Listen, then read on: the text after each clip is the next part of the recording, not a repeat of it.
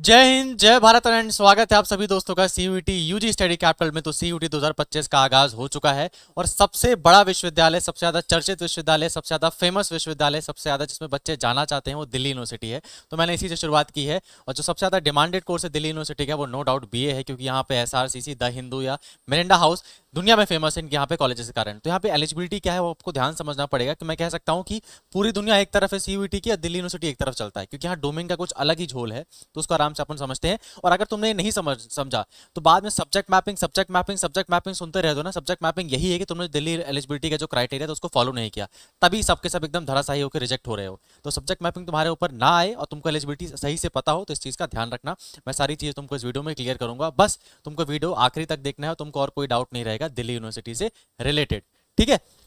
और एक और चीज, मैं कोई मनगढ़ंत कहानी भी नहीं बताऊंगा, ठीक है। डायरेक्टली आपको दिल्ली जो कि सीयूटी की वेबसाइट है वहीं से बताऊंगा। ऐसा नहीं कोई न्यूज़पेपर में कोई कटिंग छपी है तो कोई न्यूज़पेपर दिखा के बता रहा हूं मैं। डायरेक्टली अपन चल के बात करेंगे सीयूटी की वेबसाइट से ही। तो देखो, ये सीयूटी की ऑफिशियल वेबसाइट है। यहाँ पे तुम लोग दिल्ली यूनिवर्सिटी चेक करना है। जैसे यहाँ पे बीएचओ तुम लोग को दिख रहा होगा, है ना। यहाँ पे हमको दिल्ली यूनिवर्सिटी में जाना है। तो यहाँ पे दिल्ली यूनिवर्सिटी में जाने के बाद आपको देखना है, देखो सबसे नीचे लगता है दिल्ली यूनिवर्सिटी, ये रहा अपन का यूनिवर्सिटी ऑफ दिल्ली। अब यहाँ पे साफ साफ एलिजिबिलिटी बता के रखी है, हर कोर्स की एलिजिबिलिटी बता के रखी है। पर प्रॉब्लम क्या, हम लोग को देखना नहीं होता ना। हमको लगता है कोई थाली में परोस के दे दे हमको तो हम चीजें बन जाएंगी हमसे, पर ऐसा नहीं है। यहाँ पे बीएससी बीकॉम की भी एलिजिबिलिटी क्राइटेरिया मैं बताऊंगा, लेकिन अभी अपन बीए की बात करें तो बीए का देखते हैं, ठीक है। तो कोई भी बीए का सब्जेक्ट खोल लेते हैं, अपन देखते हैं बीए के बारे में। जैसे फॉर एग्जाम्पल मान लो हाँ, बीए ऑनर्स पॉलिटिकल साइंस, ठीक है। तो अगर आपको बीए ऑनर्स पॉलिटिकल साइंस करना है दिल्ली यूनिवर्सिटी से, सबसे पहले एलिजिबिलिटी देख लो। जिस भी बच्चे को बीए ऑनर्स पॉलिटिकल साइंस करना है दिल्ली यूनिवर्सिटी से, candidate must appear in CUET in the following subject combination: any one language from list 1 and any 2 subject from list B, any one subject from either list 1 और either list B. Merit will be based on the CUET score obtained from the above mentioned combination of the subject, ठीक है। Sir ये तो थोड़ा बहुत मतलब खतरनाक तरीके से लिखा है। लिस्ट 1 लिस्ट 2 क्या है समझाता हूँ, आराम से समझो, ठीक है। और सबके लिए सेम है। तो बस एक बार तुम समझ गए पॉलिटिकल साइंस का, तो हिस्ट्री ज्योग्राफी का भी सेम ही है तुम्हारा। Any one from section 1 and any 3 from section 2। अब यहाँ पे सेक्शन 1 मतलब होता है लैंग्वेज। तो देखो, दिल्ली यूनिवर्सिटी एक ऐसा विश्वविद्यालय है, जैसे बीएचयू और जेएनयू में क्या है, केवल आपको 2 लैंग्वेज का ऑप्शन दिया जाता है। जेएनयू में आपको इंग्लिश लैंग्वेज कंपलसरी है, बीएचयू में तुमको या हिंदी लेना पड़ेगा लैंग्वेज में या इंग्लिश लेना पड़ेगा। दिल्ली विश्वविद्यालय बोलता है कि तुम लैंग्वेज में कोई भी ले लो, उर्दू ले लो, मलयालम ले लो, उर्दू, मलयालम, तेलुगु, तमिल, पंजाबी, भोजपुरी और जो भी तुमको भाषा बोल रही है, तुमको कोई एक लैंग्वेज का पेपर देना पड़ेगा। जरूर नहीं हिंदी या वो इंग्लिश ही हो। तुम्हारी अगर पंजाबी बहुत अच्छी है, तुम पंजाब साइड से हो, तुम पंजाबी लैंग्वेज में 200 में 200 स्कोर कर सकते हो, तो तुम वही लैंग्वेज ले लो।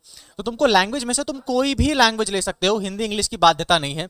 अगर साउथ वाले बच्चे हैं, आपकी तमिल में स्ट्रॉन्ग कमांड है, गो फॉर इट तमिल, ठीक है, तमिल के ले जाओ। तो बस तुमको क्या एक लैंग्वेज लेनी है। उसके बाद क्या, तुमको कोई 3 सब्जेक्ट लेने हैं डोमेन के। क्या सर, यहां पे हमको कोई 3 सब्जेक्ट लेने हैं डोमेन के। डोमेन का मतलब क्या होता है सर, जैसे मैंने आपको बताया लिस्ट 1, ठीक है, लिस्ट 1। तो लिस्ट 1 में मैंने आपको बताया any language, any language. Any language का मतलब क्या है सर, कोई भी लैंग्वेज का तुमको एक पेपर देना पड़ेगा। दूसरा बात है हमारे सेक्शन 2। सेक्शन 2 में तुमको लिस्ट 2 है, लिस्ट 2 में तुमको डोमेन सब्जेक्ट का पेपर देना पड़ेगा। ध्यान रखना, दिल्ली यूनिवर्सिटी में जनरल टेस्ट का कोई लेना देना नहीं है भैया, ठीक है। यहाँ पे हमको डोमेन सब्जेक्ट पे ध्यान देना है। तो यहाँ पे डोमेन सब्जेक्ट क्या देना है, अब यहाँ पे तुमको समझना है। दिल्ली यूनिवर्सिटी ने साफ साफ अपने नोटिफिकेशन में कहा है, तुमने जो क्लास 12th में पढ़ाई की है वही तुम डोमेन सब्जेक्ट लोगे। ध्यान से सुनना मैं क्या बोल रहा हूं, तुमने जो क्लास 12th में पढ़ा है वही तुम्हारे डोमेन सब्जेक्ट होने चाहिए। अब इसकी कंफ्यूजन क्या है मैं जरा समझाता हूं। मान लो मैं क्लास 12th में हूं, मैंने पीसीएम लिया हुआ है, फिजिक्स केमिस्ट्री मैथ्स। अब मुझे अब दिल्ली यूनिवर्सिटी से पॉलिटिकल साइंस ऑनर्स लेना है। तो कोई मुझे ज्ञानी या कि क्या बताएगा कि भाई तुमको पॉलिटिकल साइंस लेना है तो इससे तुमको पॉलिटी का, हिस्ट्री का और ज्योग्राफी का डोमेन का पेपर देना पड़ेगा। बैंड बच जाएगी, नहीं चलेगा। दिल्ली यूनिवर्सिटी ने साफ साफ क्या कहा हुआ है कि आपके जो 12th के पेपर हैं वही पेपर आपको देने होंगे और उसी के बेसिस पे आपका एडमिशन होने वाला है यहाँ पर। तो फॉर एग्जाम्पल यहाँ पे 3 कंडीशन है। एक बच्चा क्लास 12th में, उसका सब्जेक्ट है पीसीएम। एक बच्चा क्लास 12th में है, उसका सब्जेक्ट है बी, मतलब मान लो बीकॉम कॉमर्स है, ठीक है, उसका सब्जेक्ट कॉमर्स है। और एक बच्चा क्लास 12th में, उसका सब्जेक्ट है आर्ट्स। 3 बच्चे हैं, तीनों बच्चों को एडमिशन लेना है BA political science the Hindu college में। तीनों बच्चों को पॉलिटिकल साइंस का मतलब पॉलिटिकल साइंस में एडमिशन लेना है दिल्ली विश्वविद्यालय के। अब समझना, पीसीएम वाले को फिजिक्स केमिस्ट्री मैथ्स नहीं देना है। पीसीएम वाले को जो उसके 12th में सब्जेक्ट ना फिजिक्स केमिस्ट्री मैथ, इनके वो 3 डोमेन पेपर देगा, किसके, फिजिक्स के, केमिस्ट्री के, मैथ्स के, और इन तीनों का प्लस करके जो उसकी मेरिट बनाई जाएगी उसके आधार पर उसको बीए पॉलिटिकल साइंस में एडमिशन देंगे। एक क्लास 12th वाला बच्चा है जो कॉमर्स का है, अब कॉमर्स का बच्चा है तो उसको कौन सा पेपर देना पड़ेगा बीए पॉलिटिकल साइंस लेने के लिए? उसको देना पड़ेगा अकाउंटेंसी, मैथमेटिक्स और उसके वाले सब्जेक्ट ही देने पड़ेंगे। तुम्हारे जो क्लास 12th के हैं तो उसको अकाउंट्स का पेपर देना पड़ेगा, बिजनेस स्टडीज का पेपर देना पड़ेगा और इकोनॉमिक्स का पेपर देना पड़ेगा। इन तीनों को मिला के मेरिट बनेगी, फिर जाकर मैं बीए पॉलिटिकल साइंस उसको एडमिशन दूंगा। अब बीए आर्ट्स वाला बच्चा है, बीए आर्ट्स वाले बच्चों को हिस्ट्री, ज्योग्राफी, पॉलिटी देना पड़ेगा, तब जाके उसका बीए पॉलिटिकल साइंस में होगा। पर अगर तुमने पीसीएम लिया है, तुमको द हिंदू कॉलेज में बीए पॉलिटिकल साइंस करना है, तो तुमको फिजिक्स केमिस्ट्री का पेपर देना पड़ेगा, क्योंकि तुम्हारा क्लास 12th में पीसीएम था। ड्यू क्या कह रहा है, आपके जो क्लास 12th का सब्जेक्ट थे वही मुझे आपके डोमेन में चाहिए। ऐसा नहीं कि आप बीए ज्योग्राफी लेना चाहते हो तो तुमको ज्योग्राफी का डोमेन देना पड़ेगा। ये होती है सब्जेक्ट मैपिंग, ठीक है। और यहीं पे तुम लोग मार खाओगे कि तुमको पता ही नहीं चलेगा, सर मुझे तो बीए ज्योग्राफी लेना था, मुझे फिजिक्स केमिस्ट्री मैथ्स का पेपर क्यों देना पड़ेगा? भैया दिल्ली यूनिवर्सिटी की यही पॉलिसी है, तुम मानो चाहे ना मानो, तुमको ये चीज करनी पड़ेगी, ठीक है। तो अगर तुम पीसीएम के हो तो तुमको फिजिक्स केमिस्ट्री मैथ देना पड़ेगा, तब जाके तुम्हारी मेरिट बनेगी द हिंदू में बीए पॉलिटिकल साइंस के लिए। अगर तुमने कॉमर्स लिया है तो तुम जाके अकाउंटेंसी, बिजनेस स्टडीज और इकोनॉमिक्स दो। अगर तुम आर्ट्स के हो तब जाके तुम ज्योग्राफी, हिस्ट्री और पॉलिटी दो, तब जाके तुम्हारा यहाँ काम बनेगा। तो तीनों कंडीशन है, तीनों में अलग अलग कंडीशन है, तीनों बच्चों को समझ में आ चुका होगा। एक और प्रॉब्लम आती है वो ध्यान रखना, दिल्ली यूनिवर्सिटी के कुछ सब्जेक्ट्स ऐसे हैं जहाँ पे, कुछ कॉलेजेस ऐसे हैं जहाँ पे अलग तरीके से उन्होंने कंडीशन लगा के रखी हुई है। जैसे फॉर एग्जांपल एसआरसीसी में अगर आपको बीए इकोनॉमिक्स लेना है या कहीं पे लेना है तो उन्होंने कह के रखा हुआ है कि भैया आपको मैथमेटिक्स आपको क्लास 12th में होनी चाहिए। किसी किसी कॉलेजेस में है तो तुमको उनकी एलिजिबिलिटी क्राइटेरिया जाके देखनी पड़ेगी, भैया कि इस कॉलेज में कोई ऐसी कोई क्राइटेरिया तो नहीं है। जैसे तुमको जाके बीए इकोनॉमिक्स का चेक करना पड़ेगा, कोई चेक करना बहुत मुश्किल वाला काम नहीं भाई, जाके चेक कर लेना, जाके सोशोलॉजी का क्या है उसमें है, हेल्थ एंड केयर मैनेजमेंट का क्या है, बीकॉम में क्या चीज़ें हैं, तो आपको बस जाके यहाँ पे चीज़ें चेक करनी है। लेकिन अब तुमको समझ में आ चुका होगा कि मेरे को किसका पेपर देना है और मेरी एलिजिबिलिटी क्राइटेरिया क्या है। एलिजिबिलिटी क्राइटेरिया से कुछ खास नहीं है, तुमको क्लास 12th पास होना चाहिए, सप्लीमेंट्री आई हो तो भी दिक्कत नहीं है, बस क्लास 12 33% से भी पास हो, कोई दिक्कत वाली बात नहीं है, ठीक है। उम्र का कोई लेना देना है नहीं, चाहे तुम 20 साल के हो, 25 साल के हो, तुम्हारा से कोई लेना देना नहीं है। गैप ईयर का भी कोई प्रॉब्लम नहीं है, चाहे तुमने 1 साल गैप लिया हो, चाहे तुमने 2 साल गैप लिया हो, ना ही तुमको इसको कोई सर्टिफिकेट देना पड़ता है, ना ही कोई एफिडेविट देना पड़ता है।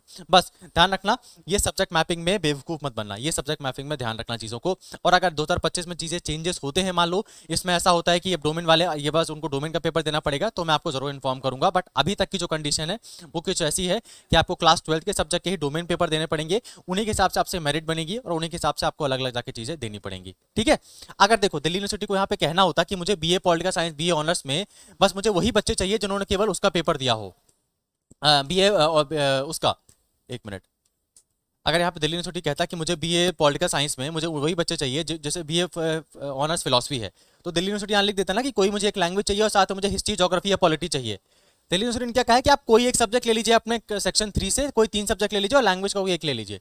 तो लैंग्वेज तुम कोई भी ले लो और तुम्हारा जो सेक्शन 3 जो सब्जेक्ट में तुमको 3 लेने हैं ना, वो कोई भी मनगढ़ंत नहीं उठा लेने हैं। जो तुम्हारे क्लास 12वीं के सब्जेक्ट है, चाहे तुम पीसीएम को हो, कॉमर्स के हो या तुम आर्ट्स के हो, तीनों में से जो क्लास 12th में पढ़ा है वही जाके तुमको यहाँ पे देना है, ठीक है। इसके अलावा और कोई ऐसी कोई खास एलिजिबिलिटी क्राइटेरिया नहीं है, इतना मुश्किल भी नहीं है, लेकिन हाँ अगर तुम कॉम्प्लिकेटेड बना लोगे तो तुमको समझ में नहीं आएगा।